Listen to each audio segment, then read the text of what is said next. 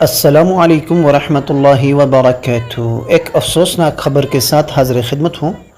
آج صبح 27 جون 2025 بروز جمعۃ المبارک سوات دریا کے کنارے ایک وسیع خاندان کا گروپ ناشتے پر آیا تھا۔ یہ خشک جگہ تھی جب اچانک مونسون کی شدید بارشوں کی وجہ سے پانی کی لہر میں تیزی آ گئی۔ اس میں بچے سیلفیاں لینے دور پانی میں گئے اور پانی میں شدید سٹریم شروع ہو گیا۔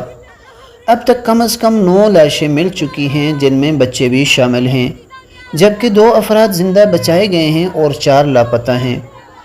متاثرہ افراد میں سے 10 سیاکوٹ، 6 مردان کے اور 1 مقامی سوات کے باشندے شامل ہیں۔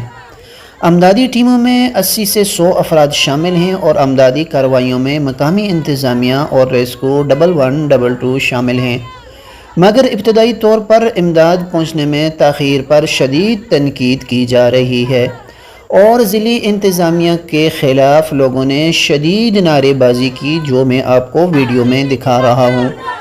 ضلعی انتظامیہ نے سیکشن 144 نافذ کر رکھا ہے، یعنی نہ نہانے نہ دریا کے کنارے جانے کی اجازت تھی، لیکن لوگ اس کے خلاف ورزی کر رہے تھے۔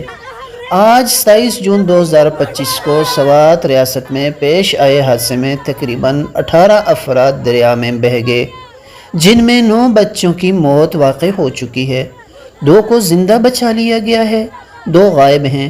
امدادی آپریشن تاحال جاری ہے۔ امدادی آپریشن اس وقت بھی جاری ہے۔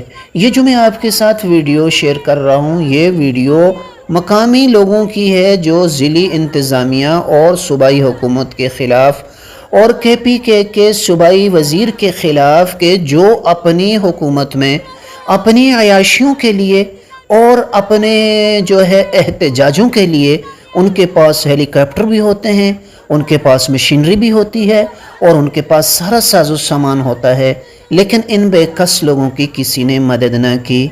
آج کی یہ افسوسناک ویڈیو دریائے سوات میں بہہ جانے والے لوگوں پر، ان کے لواحقین کی تعزیت کے لیے، ان کے ساتھ ہمدردی کے لیے۔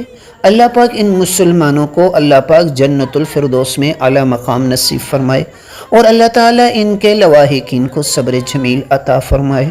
اللہ تعالیٰ سارے مسلمانوں کی ناگہانی موت سے، حادثاتی موت سے اللہ پاک ہم سب کی حفاظت فرمائے۔ اپنی دعاؤں میں مجھ ناچیز کو بھی ضرور یاد کیجیے گا۔ السلام علیکم ورحمۃ اللہ وبرکاتہ۔